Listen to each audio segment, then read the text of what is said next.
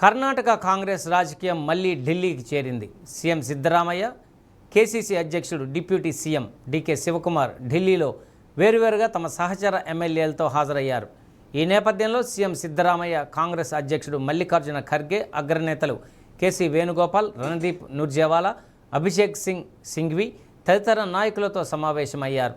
మరోవైపు deputy CM DK Shivakumar కూడా అగ్రనేతలతో మంతనాలు జరుపుతున్నారు. కర్ణాటకలో కాంగ్రెస్ ప్రభుత్వం ఏర్పడే సమయంలో రాజీ ప్రతిపాదనగా తొలుత 2 ఏళ్లు సిద్ధరామయ్య, తర్వాత 2 ఏళ్లు డీకే శివకుమార్ ముఖ్యమంత్రిగా ఉంటారని కాంగ్రెస్ అధిష్టానం నిర్ణయించినట్లు సమాచారం. ఈ నేపథ్యంలో 3 ఏళ్లు గడిచినా సిద్ధరామయ్య ముఖ్యమంత్రిగా కొనసాగుతుండటం డీకే శివకుమార్ వర్గానికి అసంతృప్తిగా ఉంది. కొద్ది నెలల కిందట ఇదే ప్రతిపాదనపై ఢిల్లీలో ఎడతెగని చర్చలు కొనసాగి తాత్కాలికంగా సిద్ధరామయ్యను కొనసాగించే విధంగా నిర్ణయించి డీకే శివకుమార్కు నచ్చచెప్పారు. డీకే శివకుమార్ కూడా హుందాగా పార్టీ నిర్ణయమే శిరోధార్యమని ప్రకటించారు.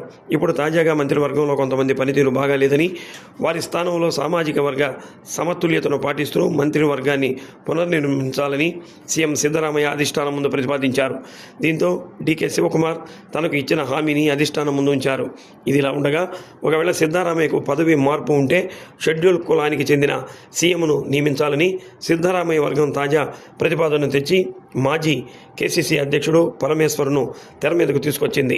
ఒక దశలో ఈ వివాదం సమసిపోవాలంటే ఏఐసీసీ అధ్యక్షుడు మల్లికార్జున ఖర్గే పేరును పరిశీలించాలని కొందరు పార్టీ నేతలు అధిష్టానానికి విన్నవించినట్టు తెలుస్తుంది.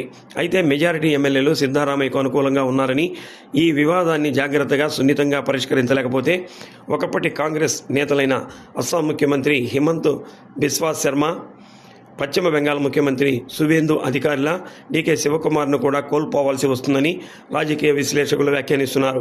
అయితే ఎట్టి పరిస్థితుల్లో బీజేపీకి అవకాశం ఇవ్వకూడదని, అధిష్టానంపై ప్రత్యేకించి గాంధీ కుటుంబంపై శివకుమార్కు అచంచలమైన విశ్వాసం, నమ్మకం ఉన్నందున అలాంటి పరిస్థితులు ఎదురు కావని మరికొందరు అంటున్నారు.